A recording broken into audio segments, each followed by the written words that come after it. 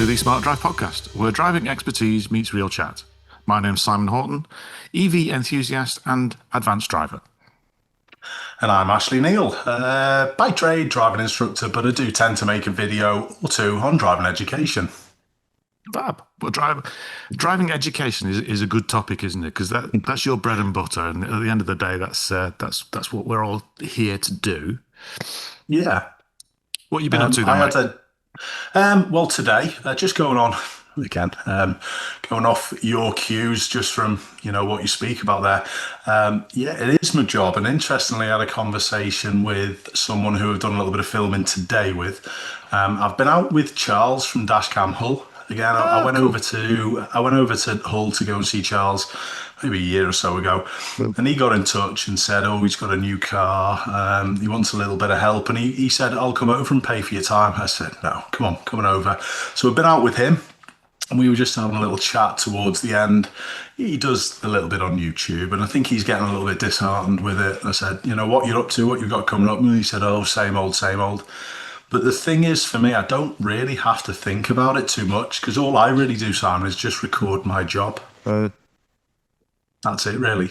And I don't do much else. I don't really have to put much thought into when I'm doing a drive with a viewer. I know we need to get ours sorted, mate, to be fair. But yeah, I don't really have to put much thought into it. So it's just me seeing and saying what's going on, and that's just what I do on a daily basis. So it's easy for me. Yeah. But it's the pressure of producing can get quite overwhelming sometimes, to be honest. Well, it becomes a treadmill, doesn't it? Because the YouTube algorithm always demands your attention. Well, once you've set the bar in terms of the number of things you're going to put out on a regular cadence, then you kind of keep going. So I can see where Charles is coming from in terms of it is difficult to keep that momentum going, particularly if you're reliant on your own content. I mean, he's out there and he's capturing whatever he's seeing, but there's only so much you can do with that. You've got to have some other impetus at some point. Yeah, and I'm blessed because of the amount of stuff that people send me.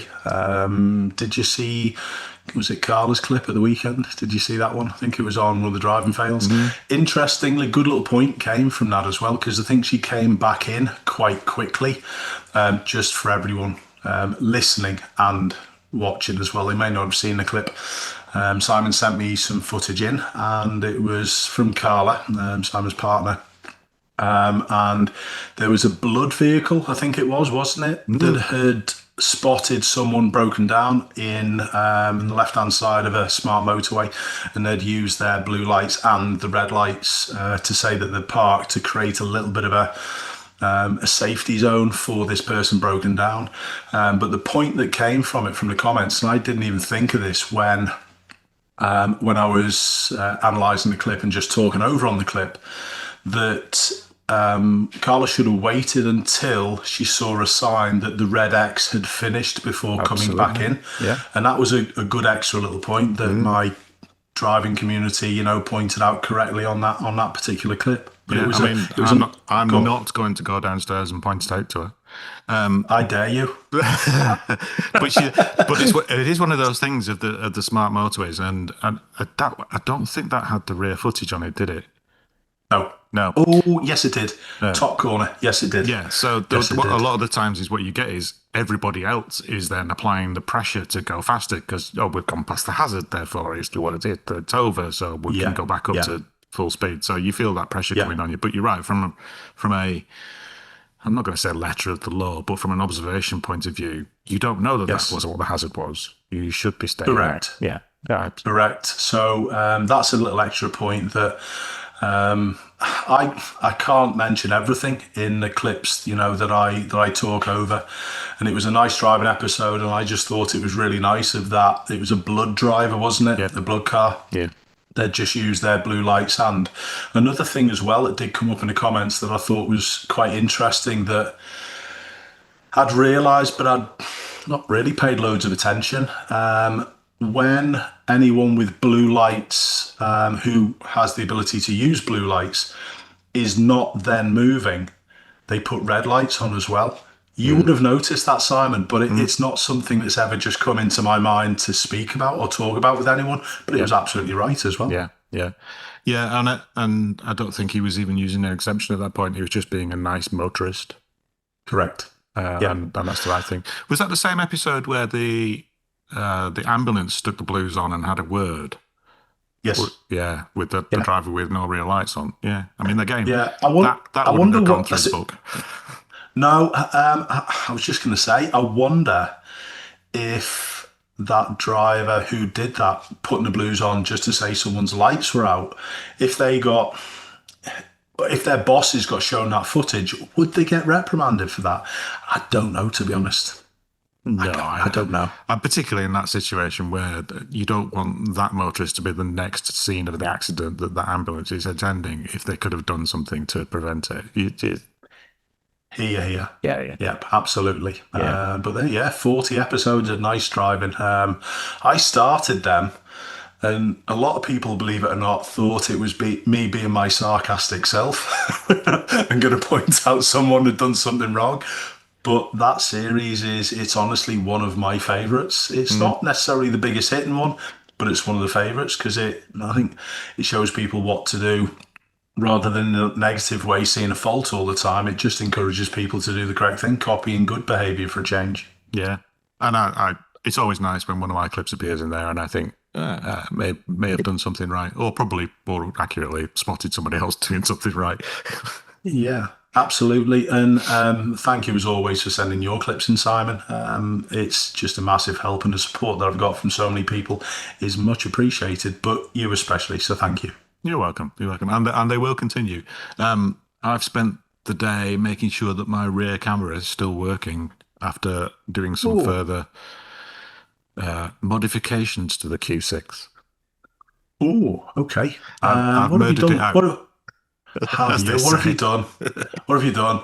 Rear, have you got tinted windows now? Well, it's already got as dark a tint as the manufacturer put in it, but no, what we've put in is rear blinds on rear door, quarter light, and rear window, just because we've got a continental trip coming up. And while the weather forecast doesn't look as fantastic as it has been, we were planning for the eventuality of driving back up from mid France with the sun on the back window the entire way, and our poor assholes sitting in the sun. So I've got some properly fitted, as in bespoke to the vehicle, blinds. Good. That, no sponsor, no anything else. But if you ever need anything like that, carshades.co.uk, they produce very good, are they? a very good product. I've had to modify them. Interesting. Yeah. Okay. Which is it's probably a feedback point to them, is because they produce something that will close against the entire rear screen, and we have rear dash cams. Oh, okay. So I've had to just a little piece out.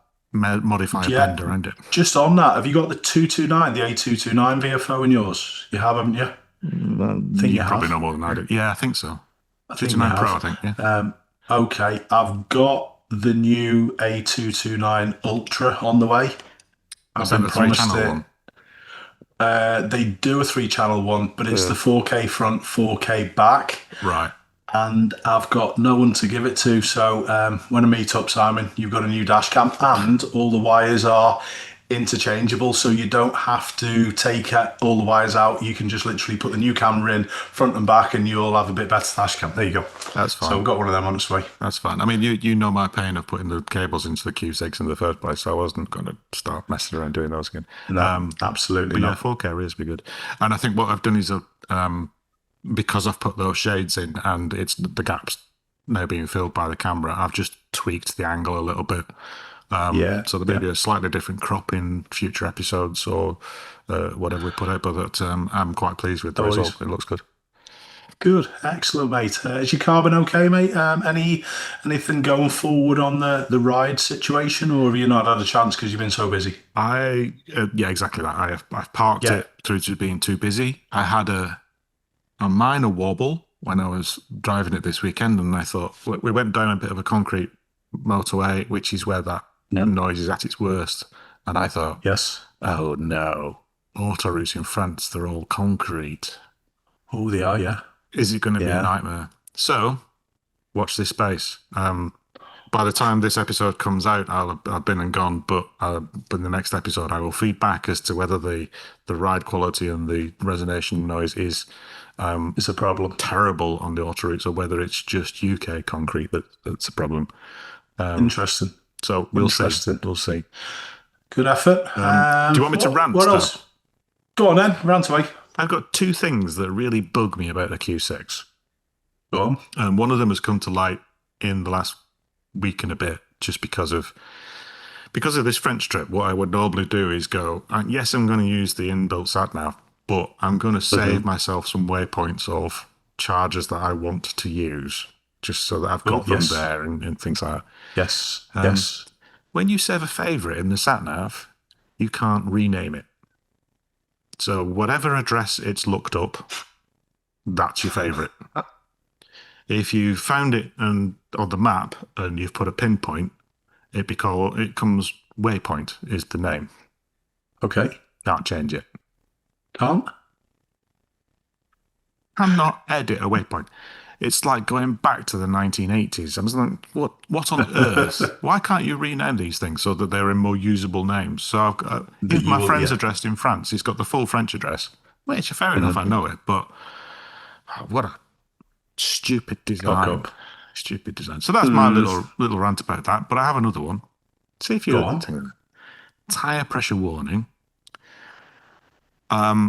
It will tell you when one of your tyres is below pressure. Mm-hmm. But it won't tell you which one. Oh, because Liz's car's had one the last 3 days, and they keep on reminding it, Liz, you need to go and put some air in your tyres. Yeah. I know we'll go out to the airport tonight, and it won't have been done.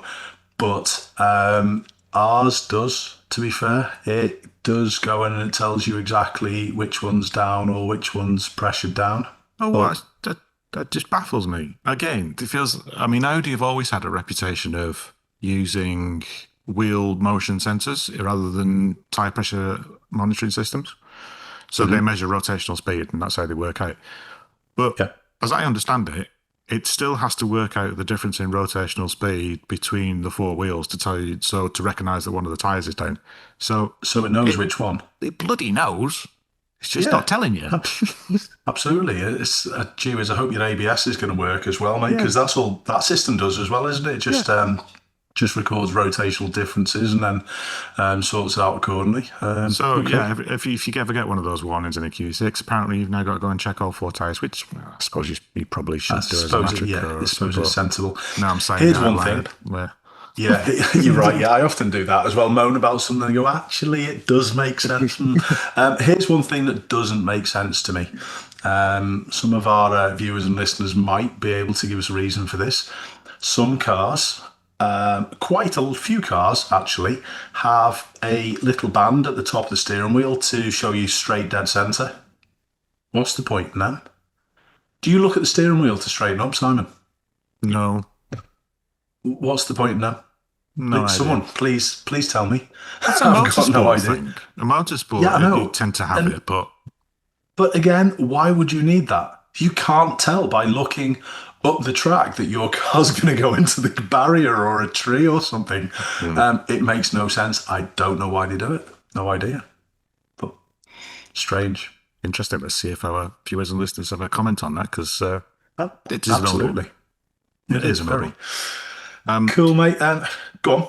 Let's go back to one of my other observations as well. As I was fumbling around trying to edit and save favourites, it reminded me that we're living in an age now where there's quite a lot of touchscreen interactions in our vehicles. Your focus is the same.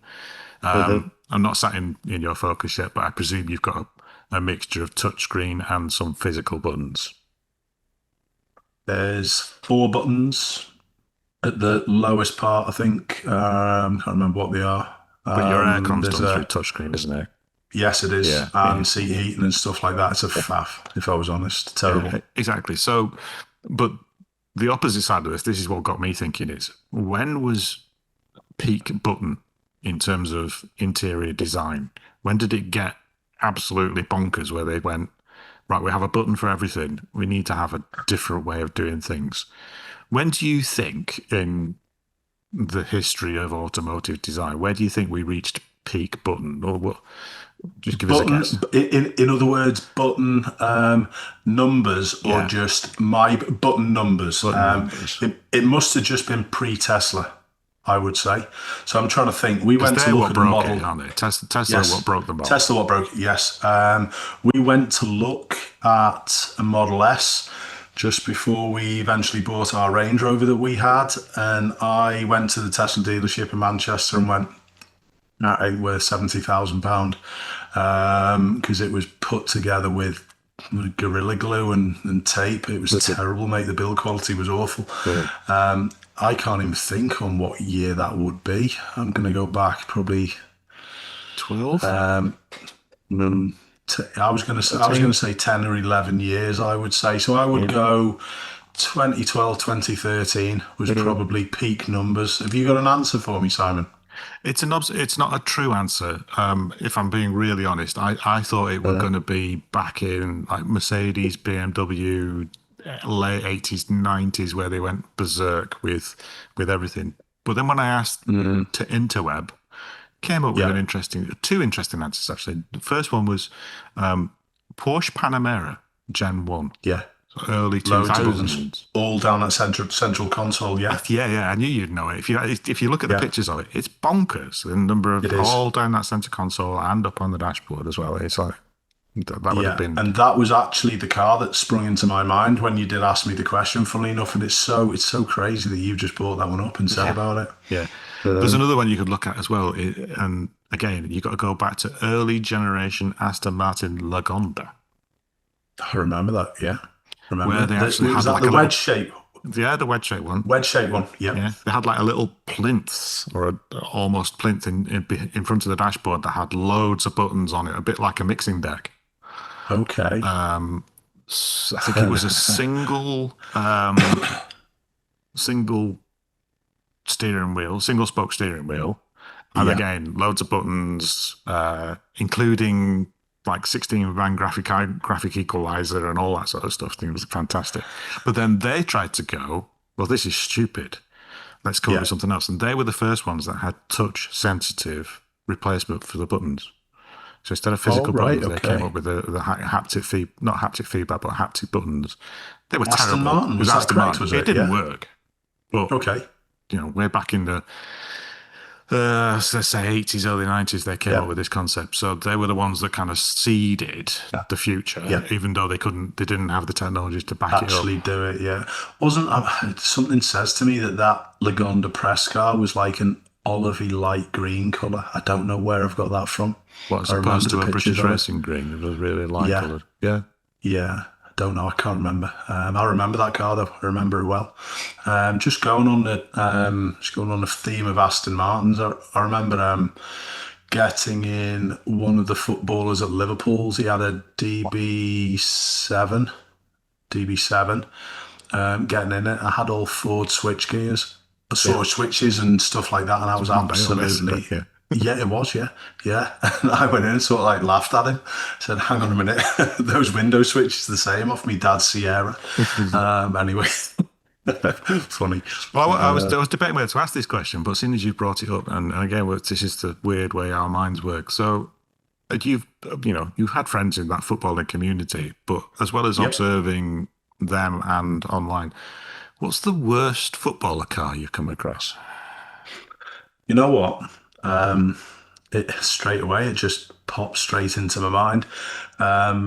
John Scales was a big car nut. He was a centre-half at Liverpool, and I played quite a lot with John. He didn't always play in the first team, and obviously if he's not playing the first team, he plays in the reserves, which was why he was my centre-half partner. He was a big car nut. He was the one who he bought a Ferrari 355. I don't know whether I've told you this story. This is a cracker as well. Talking about it, Ash, I'm getting a Ferrari in this many months. Ash, getting a Ferrari next month. Ash, getting a Ferrari next week. Ash, getting me Ferrari tomorrow. Ash, got me Ferrari, go and have a look at it. And it was parked right by the wall at Melwood. And I got in it, had a look, turned it on, and it left it in gear, and it jumped forward and missed the wall by about that much. Oops. So So that's a funny story, but it leads me on to John. Although he bought this beautiful 355 Ferrari, his following car, it probably doesn't sound as bad now because of the colours, but he went from that to a 500 SL Mercedes. And at the time, it was brown with a cream roof. And we slaughtered him for it because it looked terrible at the time. But probably it would. Scalo was such a classy guy as well, sharp dresser and, very well spoken and intelligent. So he probably knew something that us Scallies didn't. That's all I'm going to say. But we used to give him some stick for it. Brown was quite a common Mercedes colour, considering what the thing is. I mean, I know they do the cream taxis, but Yeah. way back a long time ago, George Harrison's 190E something or other Mercedes. Yes. that was brown. I sat in that before he did. Oh, okay. How come? How did that work out for you to sit in that before himself? So he'd ordered it as a special. So let me think. Who was the Mercedes tuning part there? Can't remember the name. Cosworth. Was it the Cosworth engine, the 2.316? No, but it was something. What became Stratstones in the UK? AMG. That was it. I'm trying to remember. So AMG. Yeah. So if you ordered an AMG in the UK, it came into the Stratstone dealership in the UK, and they made it AMG. So they would do all of the factories before they had their own production line. So he'd ordered this AMG 190, and it was in the dealership and was taken out of the workshop when my dad was commissioned to do the floor, because he was into all sorts of chemicals at the time, and that was his job. So I went along as a observer, school holiday, got nothing better to do. Do you want to sit in this car? It's going to be George Harrison. So I sat in those brand new Recaros that they were fitting in before. Quality. So that's how that happened. That's superb. That's a good little story. That, but some of the footballers have had some terrible cars in the times as well. To be honest, but I suppose it's no worse than it is nowadays. I see plenty of videos of Liverpool players leaving and Man City players leaving, and I suppose they've got to keep themselves safe. I understand that they're a valuable commodity to the football club, so of course they're going to have a big car. But it's like G-Wagon here, G-Wagon there, G-Wagon bloody everywhere, isn't it? But anyway. Yeah, but if you've got money to throw at something like that, then have a G-Wagon. Don't have a Urus. That's my pet hate. I can't stand those. Yeah. No.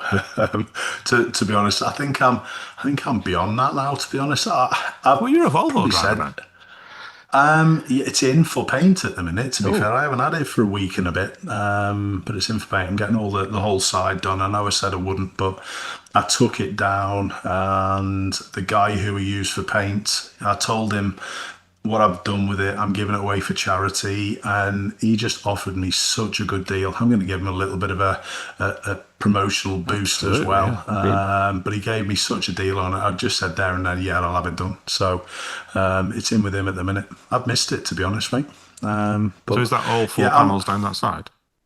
Yes, all four panels, all the way down that side. I've also got a few other things that have been promised by other people.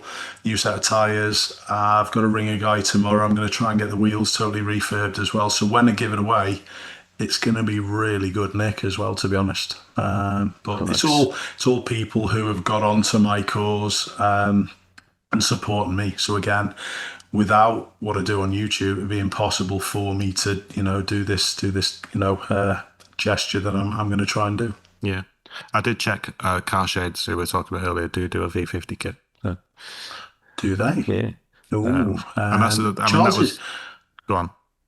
Charles's new motor from Dashcam Hull, he's bought a Volvo as well. I'm not going to give it away because this video will probably go out before his video on the car and the one that I filmed today as well. Nice. But yeah, he's bought a Volvo. It's a nice motor as well.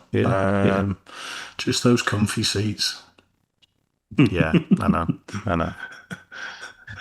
Yeah. Anything else on the agenda this evening, Simon? I was just going to comment on colours because we were talking about that Aston Martin Gondomine in that pale green. Yeah. Just a little thing. Dull champagne is not a colour. No, talking about my Vauxhall Cavalier, obviously. Yeah, there was someone. I think it's Ian Mason. I think one of my viewers. He commented and had a bit of a laugh with him. What did he call it? I can't remember. I think sparkling wine more than champagne. And I said it's more like pomade. So yeah, yeah. It did make me laugh though because it threw me back to when I was doing my advanced driver qualifications and you're trying to do commentary drive. And yes. I used to get hung up. One of my things I used to get hung up on colours of trying to say what am I observing about this particular target vehicle and trying to be like that two-tone grey one over there or that slightly off beige or that faded pink Vauxhall or something like that. Yeah. And it was one of my useful instructors just went, stop it. Because again, cognitive load. I was spending so much time trying to work out what bloody colour it was. And what you're going to say. Just go with the base colour. If you say it's silver and it happens to be a dull champagne colour, it doesn't matter. You get it. From an observation point of view, from the other seat, they're going to go, oh, I know which one you're talking about. I say the same as well to some of my instructors when I'm teaching them. I say, go with colours, go with basic colours. And all you need to do is say something that it's distinguishable.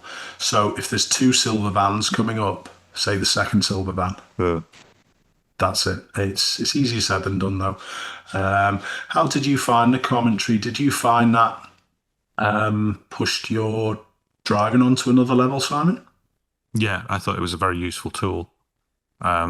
It's hard to do when you first start out because your brain can't keep up when you've got to try and pick out which things that you want to say. But I think I've said this in the past. I still do it now. And in fact, I did it at the weekend. I just used a bit of commentary drive to just pick my driving level up and go, well, actually, this is a really useful tool to focus back in on what I need to do. I've always found that as a useful skill to have. Yep. Here's one little thing from my world that I spend a lot of time working on as well. And just try and be conscious with your own driving when you do this commentary as well, Simon, that you don't talk about hazards. Talk about what that hazard's got to do or going to do and what you're going to have to do about it. Because people spend too much time saying, oh, the bus up ahead. All you really need to think about is there enough room to go around the bus that's parked? Yeah. You don't have to talk about the bus, and that'll help you cut down on the cognitive load and actually get to the important bit, which is your action or their action. And that's one thing that I've discovered with the instructors. They overcomplicate it for the student. Because you imagine if they say, have a look at the bus up ahead, that gets the student to target fixate the bus, and then they've got to get them away from target fixation by asking them, is anyone overtaking us? Is it safe to go around it? Whereas if you cut out that first question, you just say, is it safe to go around the bus? Is anyone overtaking? You've only asked 2 questions instead of 3. Yeah. I don't know what my camera did there. Did my camera zoom out because of me doing some hand gestures? Give us a sec, mate. Sorry, mate. I think what I'll do is I'll replay the footage of when I was doing that commentary at the weekend and go, well, because there was one instance it turned into a national speed limit, narrow country lane, but quite straight, good visibility down the road. Yeah. So I could have picked the speed up at that point and hit walk factor 22 or something. But there was a pair of cyclists, one of which had got one of those child carrying trailers on the back. On the back, yes. And they were doing something. I don't know what they were doing, but they were doing something at the side of the road. So it wasn't just giving them a cycle rider's width, giving them a lot of width because don't know what they were doing, don't know whether they were dealing with a poorly child or mechanical failure. It doesn't matter. So I'll be interested to see what I was commentating about at that point as to whether I was target fixated on what are they doing? Are they there? But rather than the space, I'm just going to give them space and speed. Good. So I'll play that back and see what we're doing.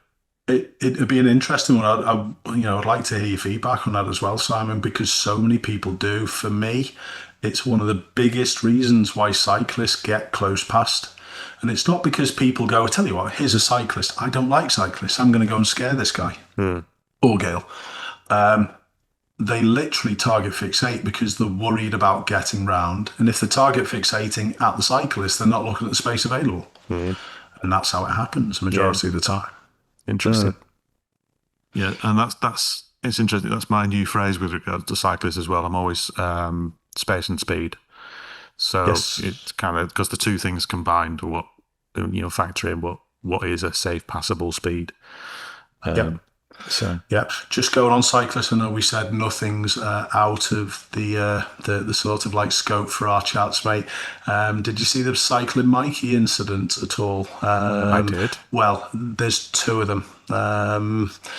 I feel for Mikey, if I was honest. And I know I've criticised him heavily over the years, but I do feel for him. I feel as though he could be quite close to tipping. And I wouldn't like anyone to be like that. I just think the whole pressure of social media is maybe getting to him a little bit, because there was the second incident where he got confronted by two guys on the S01 electric bikes that he thought were maybe stealing a phone, and he looked as though he pulled something out of his pocket. I did a quick reverse Google search on the picture, and it said it was a tactical pen that you can use as a pen, but it's actually not. It's a self-defense weapon. And I'm not sure of the legalities. I don't think it's legal to pull it out in that way. But what was your thoughts on that incident? If you'd rather not say, Simon, obviously you can just say, I don't want to say. But what was your thoughts? I will pass comment because I did watch it because it's on your channel, and that was probably the only way I'll pick it up. But I completely agreed with your observation. His actions were putting his cycle in the path of an oncoming vehicle. Yeah, and the driver was terrible. Yeah, but the content that was created, and this comes back to what we started off tonight talking about, that treadmill of creating content and the pressure of social media can get too much for people. And whether this is the case, he may well be under the pressures, internal, pressures of getting good content that he makes. Rash decisions is probably the easiest way of describing it. Yeah, and I suppose I'm so fortunate, Simon, because like I said, I don't have to go off and do anything but my job to generally create content. And the good thing is for me that I've never relied on any of the YouTube income. I've never used anything for personal. I've got my work that I do, which supports me. So thankfully, I don't have to go off and pay a mortgage or pay for bills. And that must be another pressure potentially as well for some people in that situation. And surely you can't serve as a road safety ambassador if you've got those pressures to produce as well. It's a sad situation. I just hope that he still documents what he does, but just without that conflict, because personally I don't think that he does cyclists the best a service. I think a lot of people think cyclists are like Mikey, and we're not. We're not. I just want to get from A to B as safely and as simply as I possibly can without any interactions. But where do you think that hatred of cyclists is initially emanated from, Simon? Where do you think it started? I think it ebbs and flows. I mean, we touched about this on the past, that with the changes to the highway code a few years ago didn't help matters because the cycling community jumped on the back of that as a opportunity to assert themselves as a higher priority road user. But probably actually they were just pushing themselves back to where they should be as a higher priority road user from a safety perspective. But cyclist hatred, it's the same encompassing things, as I see, as what generates road rage in a traffic queue. It's the me first attitude of generally speaking, a lot of these conflicts occur because a cyclist is able to maintain progress in a line of traffic, or they're And get ahead of someone. Yes. I've got Yes. my tin box with my engine, whether that's electric, diesel, or petrol. It doesn't matter. I've got my tin box. I should be faster than you. And I think Not that necessarily. generates a lot of the conflict that I see anyway.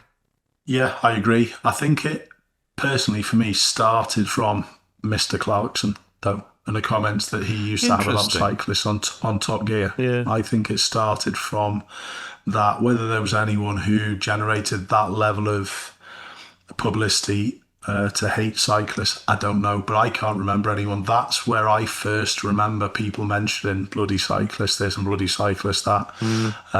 We do need to change that attitude, because we are all human beings at the end of the day. Yeah.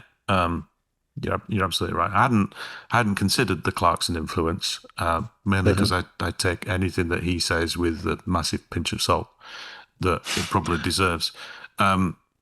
Not that I don't like him as a journalist, but you're right. He sometimes abuses his power of influence.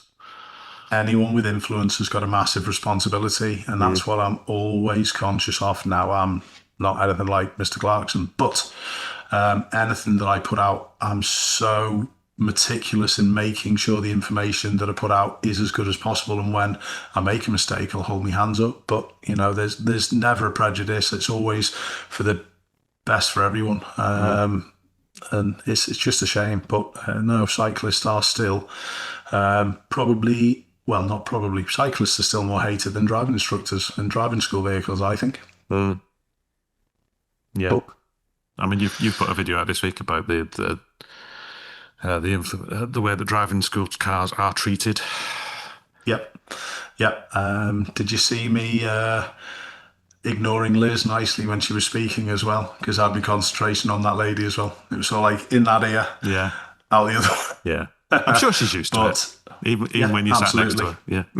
Absolutely. Yeah, you're not wrong. But the important point with that was, again, you've mentioned it, Simon, about cognitive load. And, it was thanks to yourself that I now use that term, within my daily life, to be honest. But yeah, that cognitive load, even for me, to make sure that lady wasn't going to be an issue, I just said to Liz, nah, forget it. I'll speak to you in a minute. Idiot behind. And then I, saw her coming past, slowed a little. She went, got on her way. Yeah. I managed to get all of 20 feet ahead of you, whatever. It was amazing, the distance that she managed to gain in that short distance. I know.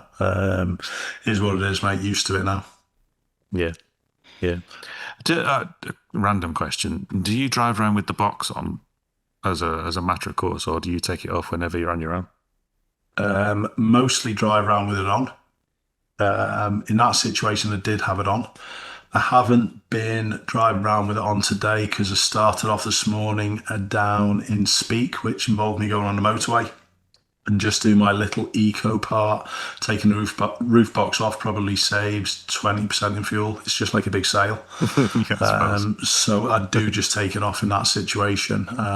What else have I been doing? I had a little outing with Charles, and then I'd done some more training, didn't use it then. So it hasn't been on the car all day, but generally you do. It's advertising at the end of the day. I suppose, yeah. But I think people still recognise the car and recognise the registration, Simon. I see taxi drivers zooming up, seeing my car and then slowing it down and putting the seatbelt on. Yeah. But I don't mind that. I'd rather them do it correctly and use me as there's Ashley, I'm going to do it correctly because I'm worried about going on YouTube. And then it's sort of like that speed camera argument that it's not just a cash cow, a cash generator. It's a way of actually stopping people speeding. And that's how I sometimes see my car. Don't mind that. I forget where we were. It was at some point of this last week where I looked in the mirror. We were on a motorway. I looked in the mirror and there's a green Focus ST coming down in lane 2.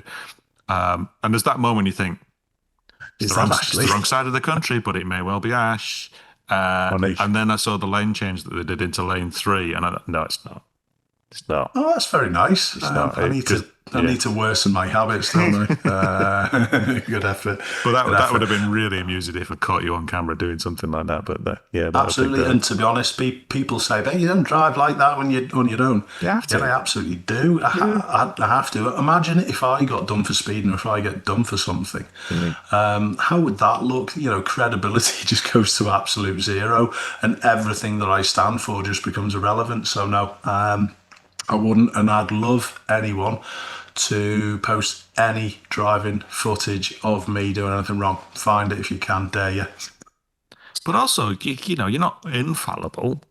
There's going to be times when you make a mistake at something along the lines. I'm not. But Yeah, you're the type of person that would own it and assess yeah, it. You did that one with yeah. the pedestrian in the Woman car on the park. crossing, yeah.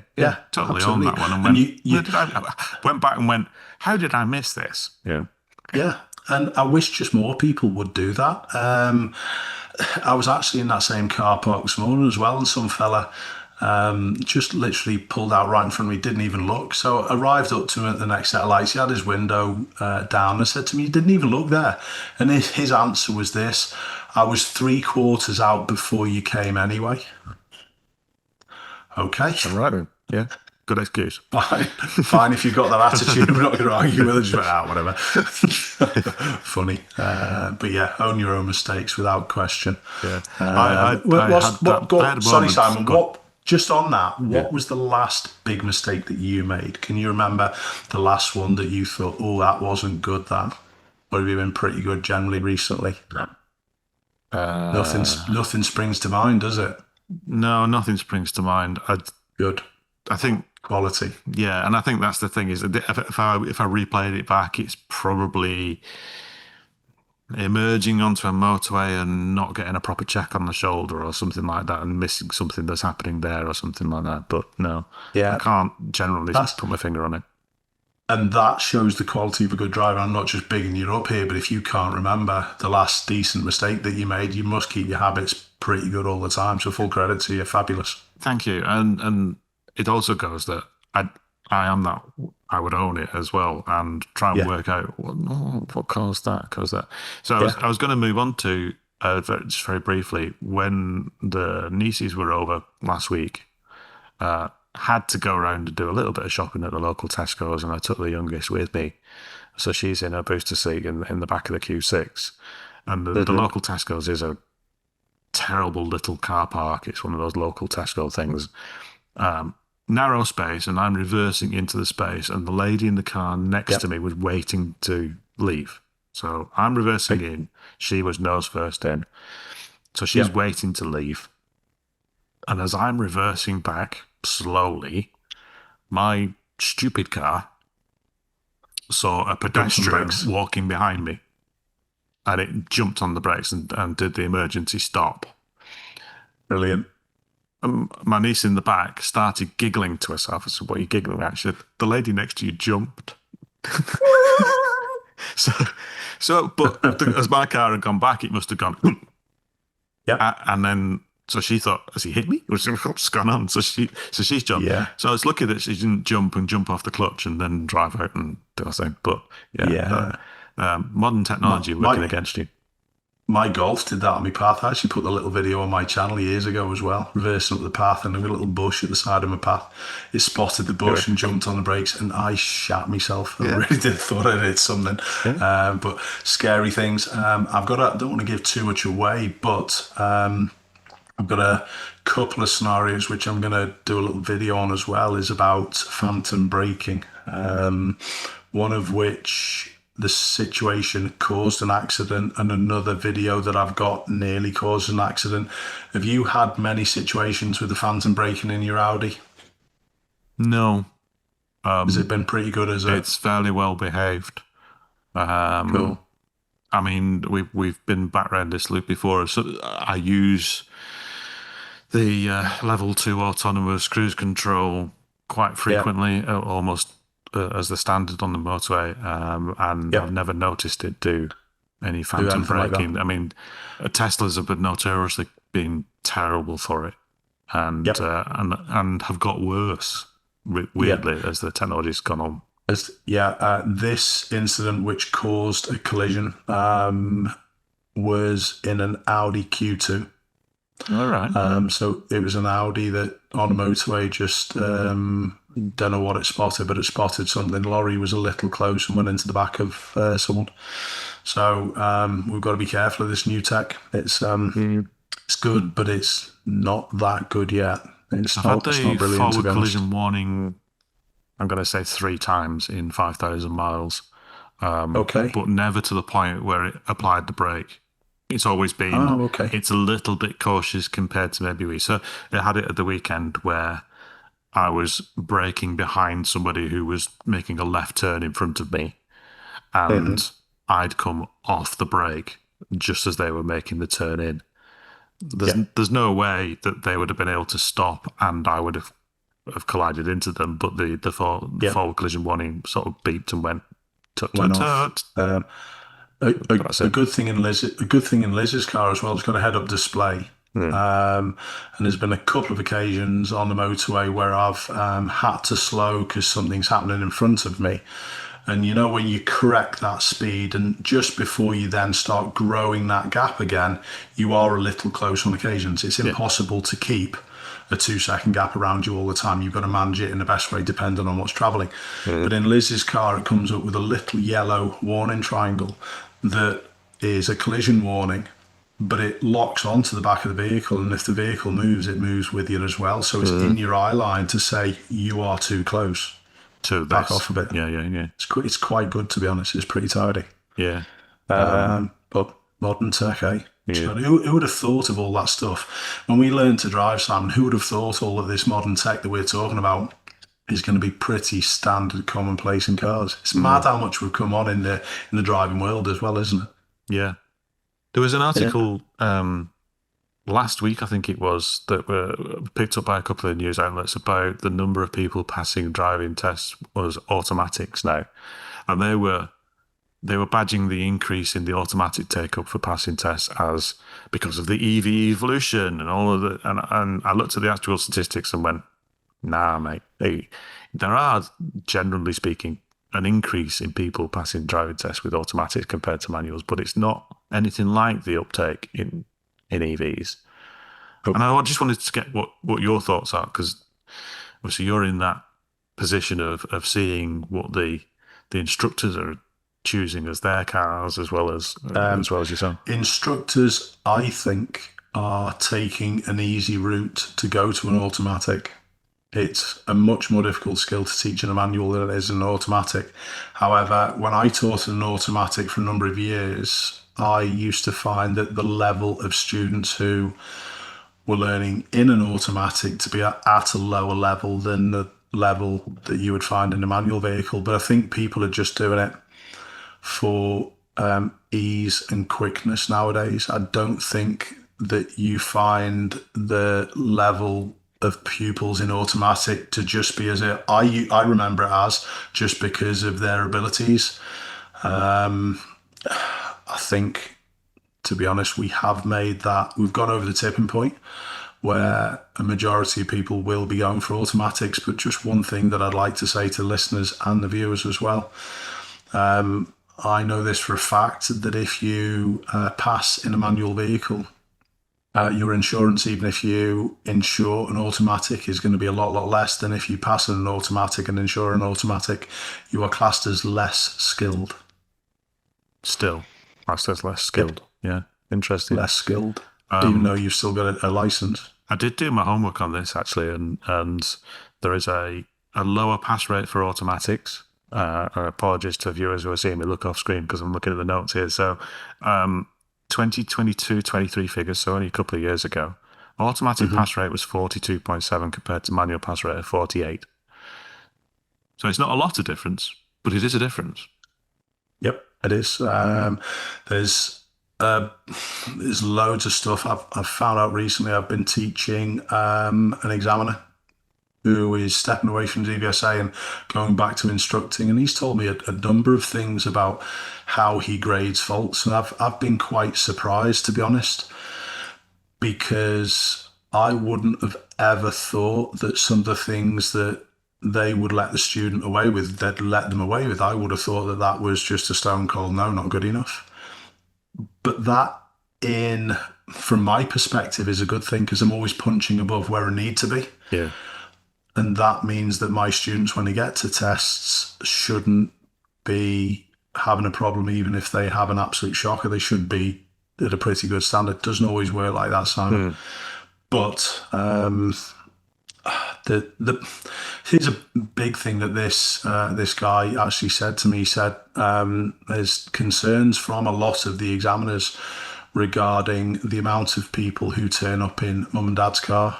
And this is the main reason for it as well. And people just need to be conscious of this if they're taking a test in mum or dad's car without dual controls, because there's a point where us driving instructors and examiners have to take physical control.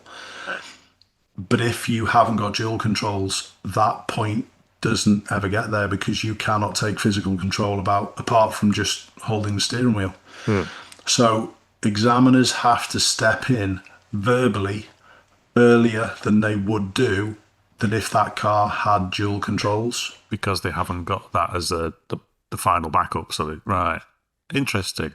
Yeah. So there's health and safety concerns from examiners over that particular issue, because so many people can't find driving instructors and they're taking the test in mum and dad's car. The hire cars that you can get there's an Arnold Clark dealership by me that hires dual control cars out. They have got dual controls obviously in, so the examiners are a little bit, they feel a little bit safer within them. But if you're just taking it in mum and dad's car, you better be bloody good, because if you're at one of those situations that may require input, if your examiner gets involved verbally, that's it, game over. You've failed your test. Yeah, so you are more likely to fail on that basis that when you're taking it in a non-dual control car. That's fair. Correct. Yeah, I'd never considered that. It's an interesting point. And that increase of, like you said, people using mum and dad's car because of the lack of availability of instructor cars and instructors. Yep. Interesting. Yeah. There's a lot in that as well. It is something that I'm going to have to collate a lot of the information that I've found out and put something together on that as well. It might be another one of these open something up where I possibly get my license taken off me as well, Simon. So I'll have to make sure it's good. I'm sure Love Day Rider's your best mate by now. Should be fine. Absolutely, yeah. Christmas card list for sure I'm on, aren't I? Yeah. Yeah. Anyway, before we close, mate, in previous podcasts, I've done a quiz, and I hate these moments. I know you hate. I know. I'm about 0 out of 4 now, aren't I? But you bloody rumbled me last time. I told you the answer to everything was France. As alluded to, I'm off to France. And by the time this podcast comes out, that trip will have been over with and nothing. But then you silly boy, you've posted a driving in Spain video. So today's quiz question, sir, I've got 2 possible answers: France or Spain. Okay. Quick fire. Ready? In which country did the first automotive road race take place in 1908? A rally that crossed its entire length. Has to be France, that one. No, Spain. Has to be 0 out of 5. Yeah, go on. Well done, Ash. Right. Next one. What is the nationality of the iconic automobile designer and coach builder Jean Bugatti? The what? Sorry, the nationality? Yes. Did you say? Has to be French. Correct. He's got one right. Has to be French. Just thinking of the spelling Bugatti. Was it anything to do there? Probably. Okay. Right. I'm 5-1 down, but go on. Which country's driving tests? So you'll like this one. Which country's driving tests are known for including a mandatory section on how to handle a vehicle with an automatic transmission, in addition to manual transmission tests?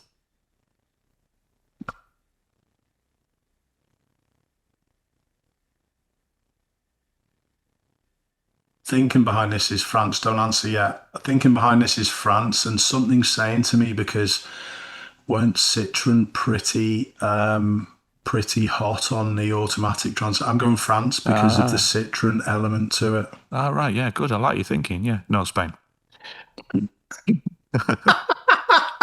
Super. What I'm rubbish at nationality these. were the first winners of the famous Monte Carlo Rally?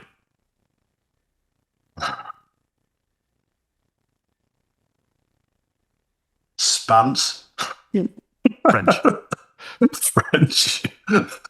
Okay. I've got his Do you Go on. remember? Have you got the answer to that as well? Have you got a year or anything like that, or No, the winners? I haven't. You'd No. have to use the Okay. old Google for I'll that. have a look at that. I'll find that one. But that's a good one. I'm terrible at these quizzes. And it's only 50-50. The law of averages says you should get half of these right. The world's largest automotive theme park, I won't say the name because my pronunciation will be terrible, is located in which country?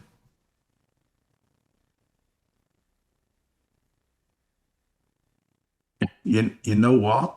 I would have originally. I know it's either got to be France or Spain, but I would have said originally that one in the Middle East, the Ferrari place. Yeah. But it's obviously not that. Yeah. As an open question, I would have gone with that one, but as a So giveaway. would I. Yeah. I don't even know. Total guess. How many? Oh, has it got anything to do with Michelin? France. Spain. I've been terrible. Yeah, good. How are you defeating the law of averages? I don't get it. Anyway, next one. The first country to officially implement a national speed limit. 1900. France. Yes, France. That was a gimme, wasn't it? Considering previous ones, right? Yeah. I like this one. I love this one. And again, I'm not going to pronounce the name of the person. So, the first known instance of a steering wheel being used to control a car rather than a tiller. I think that's France again. Correct. Just with the history. Yeah. It's just the history of the French auto industry, to be honest. I think for me that always seems to date back further than Spain. It just seems to be like that. But yeah, I didn't do very well. I got it back a couple at the end, but I was terrible there, wasn't I? I've got two more. Oh, go on, far away, yeah. Right. So you can finish on at 0-0. Which country is home to the company that developed the first ever carpooling app in 2007? So we're coming right, well, not right up to date, but more up to date. Carpooling. I would think the Spanish would do that. Yeah, correct. I honestly think that's a lot to do with the attitude to car ownership, and the French are very much a car owning country. Yeah. What do you know the company, or do you know the company that it is? Which one was it? I should do this. I should do this because we used it as a case study for one of the apps I was working on. Don't worry. Come back to that one on viewers and listeners. And finally, which country is the largest producer of automotive parts for brands like Volkswagen and Renault? Oh, you've done me with two manufacturers there. Because of the C at side of Volkswagen, I would have said Spain, but you've just said Renault. Tell you what, they make some engines as well, Renault, don't they? I'm going France because the engine, Renault. No, Spain. Terrible, aren't I? Terrible. Just stick to driving the blasted things, Ashley, rather than anything else about them. Funny. That was awful, that. Sorry, Simon. I know, but I'm assuming that our listeners will have gained some insight into that, and there's probably Googling going on as we speak and type to them go away and find out some more information on some of these things. I find that quite a good one. I thought that was really good as well. I'd like to know from our viewers and our listeners how many of those questions did they get. What do you think I got about? I got 3 or 4 correct, didn't I? I was rubbish. Was there 10 there, Simon, or was there 8? I think there was 9 or 10. 10. Yeah. 9 or 10. So yeah, below 50%. So I'm below average. Sounds like normal, to be honest. Yeah, I gave you a fighting chance on that one. But you're right. There's some of those where if I hadn't said that the answer had to be France or Spain or French and Spanish, that you would have gone. You'd go with a different somewhere. That's a good somewhere one. Else completely. Did you? What was your thoughts on? I know it was just there wasn't much going on with the Spain video that I did with Liz, but what's your thoughts on the rest of Europe? You've driven around bits of Europe as well. What's your thoughts on the zebra crossings at the entrance to roundabouts and junctions, and how the Europeans deal with it in relation to us Brits who should be dealing with it in that way? Is it just something that we're a little backward and behind at times with in the UK regarding the pedestrian priority rules, Simon? I think it is. I think it's been built into their road design, particularly in built-up areas, for such a long time now, that it just becomes the norm. And it just takes away a lot of that pedestrian vehicle conflict that can cause issues. I was interested at Lizzie's point of, so what happens if you go over the crossing and you get, well, yeah, but you just got to handle it as basically that crossing is a giveaway, and then there's another giveaway just after it. So you got to handle it like that. And it's actually the reason that we are seeing so much trouble in the implementation of the pedestrian priority rules in the UK because of our road designs. They're just not designed for that. They're designed for flow, and particularly on roundabouts, that you are designed to take a very fast flowing route through it, and you to find yourself suddenly with an imaginary giveaway on the exit to give pedestrian priority. Our roads aren't designed like that. I would like to see the implementation of some not specific zebra crossings, but just the markings on the road. I did mention it on one of the early videos, and I think who's the Chris Boardman? I think Chris Boardman had, to be fair to him, come up with the same idea prior to me talking about it. I didn't say, it was just my thinking that it should be implemented like that. I'd like to see that rolled out a little, just as an experiment, to see whether it actually encourages people to do the correct things. Yeah, just a little bit of road markings would actually make the whole thing a lot easier to manage. But even if you are just giving priority to pedestrian with road markings, then it becomes less of a conflict for road users that you're trying to manage behind, because they can see that on the road. And expect it, which they should be doing anyway. Any junction, just imagine if there's a zebra crossing there. But the problem is that it's not out to, well, hardly any people know what it's all about. So therefore, you're always putting yourself at risk, with people going into the back of you. It's not very good, to say the least. Yeah, we will get there. But you're right, particularly on a lot of the continental countries, in their built-up areas, those pedestrian crossings at junctions and roundabouts of leaps and bounds ahead of where we are in road design. Yep, absolutely. And I will feedback on that point, because as I said, by the time we do another one of these, I'll have done my trip to France. You've done your recent trip to Spain, so we can compare notes. Absolutely. All good. It's been a pleasure, Simon, as always. Again, everyone, non-scripted. You can tell by how many questions I got wrong. I'm not going to live that down either. But thank you, as always, for your time, Simon. It's always a pleasure speaking to you, sir. Yeah, absolutely. Feedback, as always, through the usual channels. We'll do another one of these shortly. But for now, I think we'll call it an evening. I'll go and finish my beer. You can finish your water and do your airport trip. Absolutely. Keep safe, everyone. See you all soon. Bye-bye.